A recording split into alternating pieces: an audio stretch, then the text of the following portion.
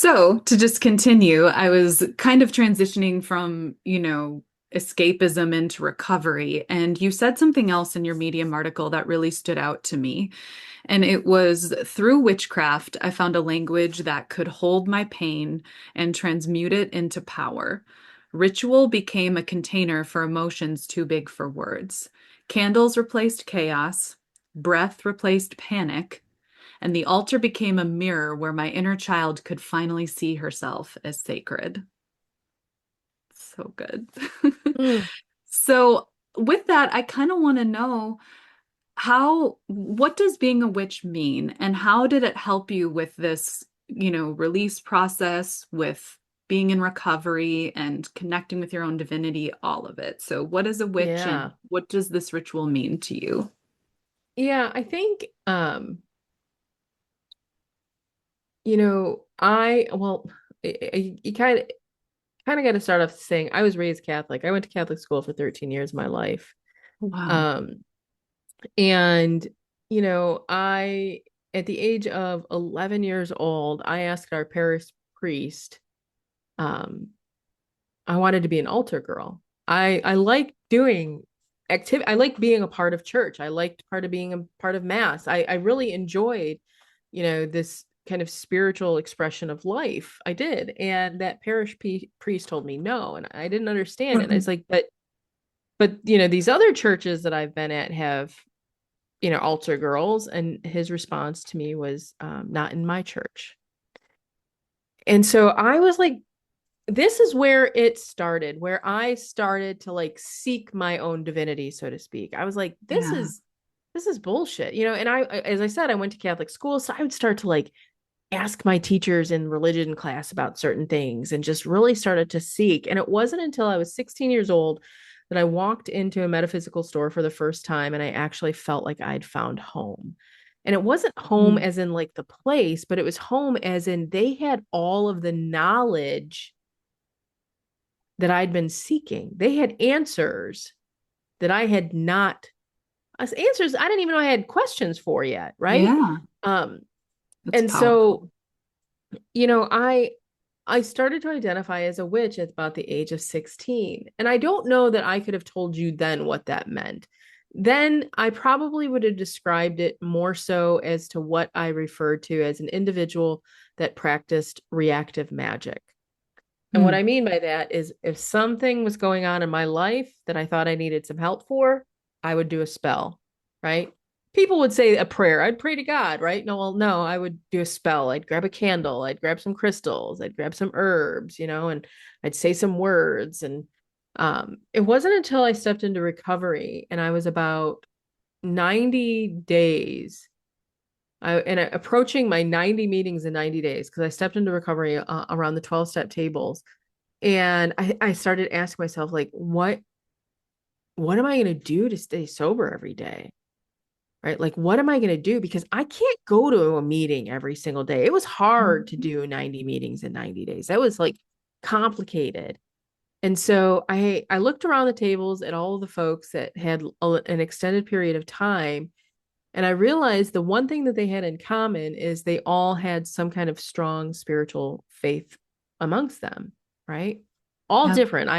The neighborhood that I currently live in is half Muslim, half Christian. So it Mm. wasn't like one thing. Like I could just see they all had some kind of strong spiritual faith. And so I really had to sit there and ask myself, like, what is mine then? What is mine? And I realized it was this like belief in this practice of being a witch. And so over the course of, the last number of years, because I've been asked this question, like, what is a witch? Like, what does that mean? I have created what I refer to as my philosophy of a witch, what makes a witch. Hmm. And that is first off, it's three pillars. It's the belief in the practice of the psychic arts, Mm. right? Believing that my intuition is correct, that I can, this could be using tarot, pendulum, this could be astrology actually is a form of divination, right? Yeah. Astrology, tells us things. So the belief in the practice in the psychic arts, the belief in the practice in magic and ritual. And so magic and ritual allows us the belief in like kind of magic that we can shift and change energy through our intention and our actions. Right? We Yes. can bring changes about in our lives through our intentions and our actions. That's the belief of magic and ritual. And the third one is the belief in the practice that we are to be of service in the world. Hmm. That service can be as beautiful as being a parent and raising humans, right? Or this could be as grand as starting an entire movement so that individuals who identify as a witch have support in their recovery journeys, right? It can be any gamut of any of those. And Hmm. so I did, and I realized what I'd been doing with my practice up until that point was again reactive. If I needed something. And so I had to say, this isn't if I don't need this when I like just need a spell. I need this every single day in my life if I'm going to stay sober. Right. And so this was engaging in the psychic arts on a daily basis. This Hmm. was engaging in magic and ritual on a daily basis. This was being of service on a daily basis. These things every single day. And there's not, I don't think there's a single day that continues to go by that I'm not engaged in the three of those things in some way, shape, or form. I'm so glad you said that because it's like the escapist tendencies and the numbing tendencies that we engage in our daily practices. So it's like, of course, our healing, our recovery, our connecting with our own divinity again, that has to be daily too. It's Yeah. natural, I think, when you're trying to help yourself to only think about, okay, I'm going to do this when I need it. But I think you being honest and vulnerable as well, it started as something when I needed help, but then I realized, no, I need this daily. I think that's a very human very spiritual way too of naturally kind of integrating, our divine nature and ritual in a way that's realistic for most people it starts with what you said before about the realization that something's not right. It starts with reconnecting with pieces of our childhood. In your case, part of it was wanting to be an altar girl, but experiencing some of the bullshit that came with not allowing you to do that. But then just growing into it as, oh, okay, I can still pursue magic. I can create my own space to do this and find myself in the process. And so, what do your psychic gifts look like for you? How have they manifested for you, kind Mm. of in combination with witchcraft? Yeah, I've had these gifts since I was a child, and I realized after I was, in recovery and sober and all of that kind of stuff, all of the various different ways that they show up, right? And so I've had them since I was a child. And you know, when I stopped drinking, I'm going to back up. When I didn't realize that what I was listening to was, kind of my higher self when I left that marriage. Hmm. I didn't realize so much that it was my higher self that I was listening to when I left that abusive job 2 years later, right? I told you that CEO and the ex-husband. So left that abusive job 2 years later.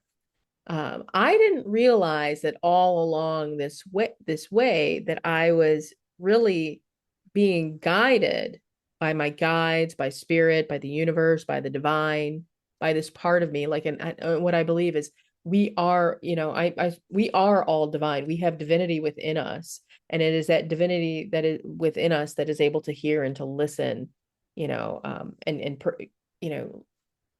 travel towards the path that is the highest vibrational path to us. Hmm. And so I remember I remember being around the tables. I said 12-step tables about a month in, and again had these gifts my entire life. Just never practice them, never use them every day. And I remember being around the tables and seeing my grandfather sit at the tables with me and having the realization that my grandfather ended up in my grandmother's life. That was her fifth husband. My grandmother's life because of the 12th step. My grandfather was an alcoholic, and he ended up on her front doorstep helping my uncle who was struggling with his own addictions. Yeah, so this like spirit just started to speak to me. Mm-hmm. And I started my first kind of active service really, was January 20th of 2020. I decided I was going to quote unquote go to church every week on Tuesday night. And the way that I was going to do it is I fired up a Facebook page and I would go live every Tuesday night giving away free readings, tarot card readings. That Oh, was that was my act of service. That's how that service yeah. started. And so like my own intuition, my own psychic gifts, I have said I made the decision when I stepped into recovery, and I was probably at this point about 2 months in. And at some point when you're in the 12th step, they'll tell you that the third step is the time that we like communicate with our higher power. And there's something that they call the third step prayer. And this is the prayer that we call to that higher power. And in my third step, I literally have, and I say this prayer every day and have ever since I kind of wrote it, and it's evolved.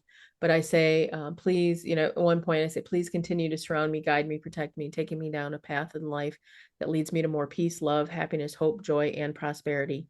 Allow me to remain in the passenger seat and let go of all control and sit back and just enjoy life. I gave over and surrendered at that point and said, I'm going to trust in you that you are going to take me where I need to take me. So you asked, how do my gifts play a role? My connection to the divine and listening to the divine through these psychic gifts is so core to my recovery that the day I started to second guess any of those, any of the messages, any of the guidance that I'm given is the day I'm a step closer to a relapse.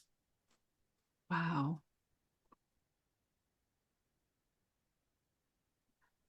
That's beautiful. And what I can see is that it's so connected to it's like it's so easily integrated into what the 12 step already is. It's like the spirits were right there with you saying, yes, we can use these tools. We can work with you. This is practical. The spiritual so often is practical. Sometimes people don't realize that, but it is. And Mm-hmm. I think it's incredibly profound that you recognized that. And so from what I understand, this has gone even bigger. And you have a business now, right, to help people. It's called the Sovereign Phoenix. Am I Mm-hmm. correct? Can you tell us about that and how your business can help others who are seeking recovery? Yeah, so I've listened to spirit throughout the entire time, and it's taken me in some really strange places. And I'm, this is why I jokingly said I think earlier, sometimes I've thrown a couple of temper tantrums. Maybe I didn't say that, but I was thinking it, but I have. And so at some point in 2024, I knew, right? Again, the ruminating thoughts start to happen. I knew I needed to leave the corporate job. And I thought that I was going to I thought that I was going to be the professional psychic medium that I was, and that I was going to teach people how to use their psychic gifts, right? Mm-hmm. And so I was about a month out. I'd left the corporate job. I was completely burnt out because I had been doing this full-time corporate job and the professional psychic medium at the same time. Um, and I was completely burnt out. And I told myself when I left, I was going to take some downtime. And I realized that I hadn't, that I somehow had just jumped right back into a bunch of doing things and, wasn't practicing being. And I was in tears and I was crying and I was just like, what am I going to do? What am I doing? And I heard spirit say, are you ready? And I said, ready for what? Maybe, I don't know. And they said, you're here to help other witches in recovery. And so it started at that point. So I started to kind of like take a look at everything that I thought that I was going to be like doing. And I started to revise all of it into what I refer to now as the sober witch life movement. This is, we started the recovery circles. We'll be celebrating, doing the witches recovery circles for 2 years this coming September. So we started that. And so like now I'm on this path and we end up, right? I mean, I guess this would have been in beginning of 2025. And I think 2025 was around the time at the beginning that there was like the big political inauguration of the Mm-hmm. world that we're currently in today. And I started to like really think about what does this mean, and I made this realization at that point that if the world starts to change in the way that some of these things are predicting, not to get too political, but if the world starts to change into this way and my practice of witchcraft and my spiritual belief starts to become threatened, that's going to threaten my recovery.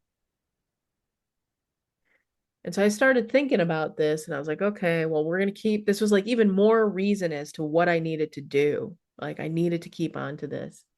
And around the same time, again, spirit is weird and strange sometimes how it shows up to you. Like, our Mm-hmm. intuition just shows up.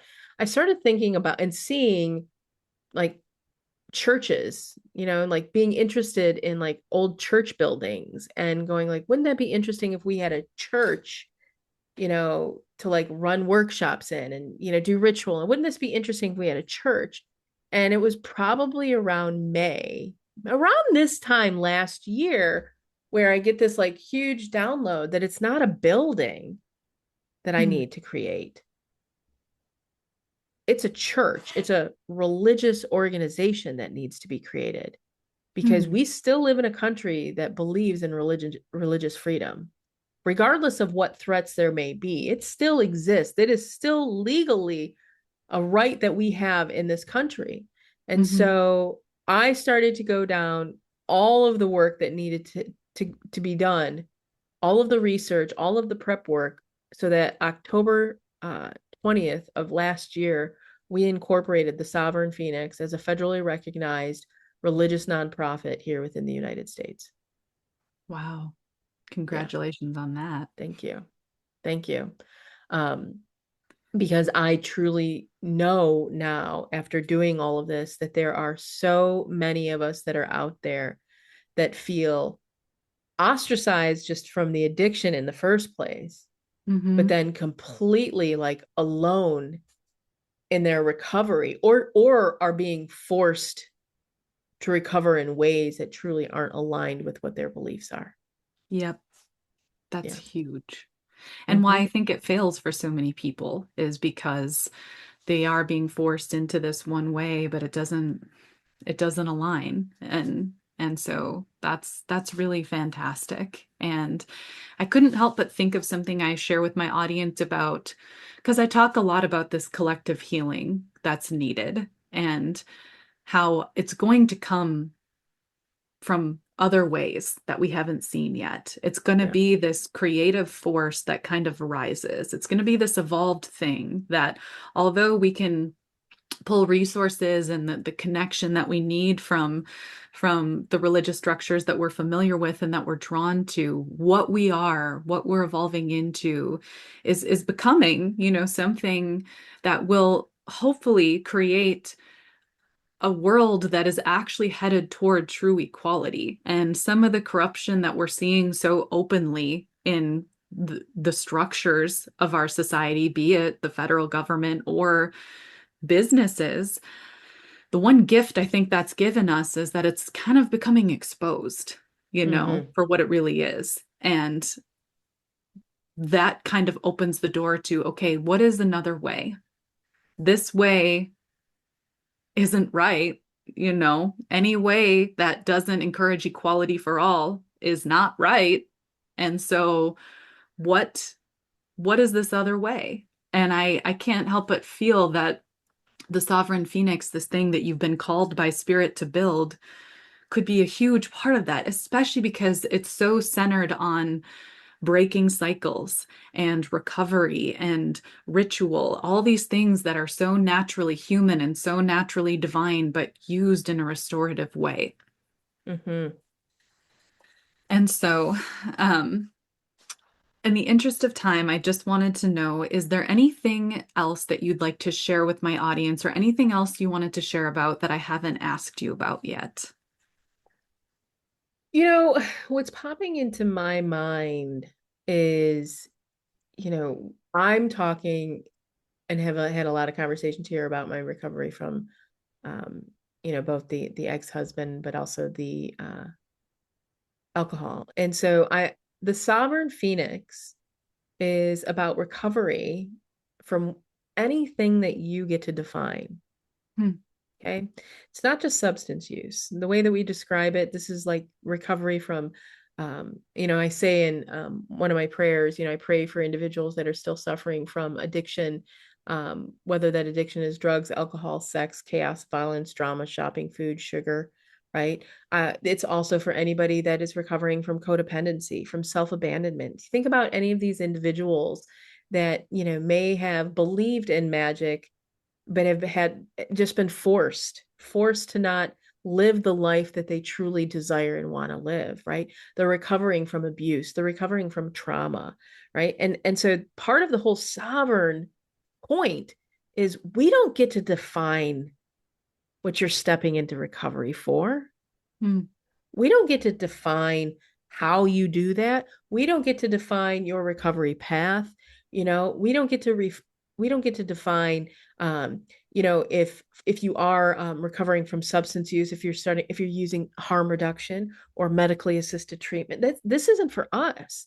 What we are here to do is support you on a journey where you can let go of the shame and the guilt and can move closer and closer to the life that you truly deserve and are desiring of living. Hmm. Right. So I say all that to say, like, if you are in like this, these paths don't always exist. And if they exist, they're through multiple doors. So you have to leave pieces of yourself outside before you step into each of those doors. The Yeah. goal with the Sovereign Phoenix is you never have to leave a single piece of yourself outside. That's beautiful. Thank you. And I'm glad that you said that because I think that just makes it so welcoming for people who are interested. And I am going to link your website in my show notes. So for all of you out there, if you'd like to learn more about Sunshine Witchski and the Sovereign Phoenix and what they do, I'm going to put all the resources there.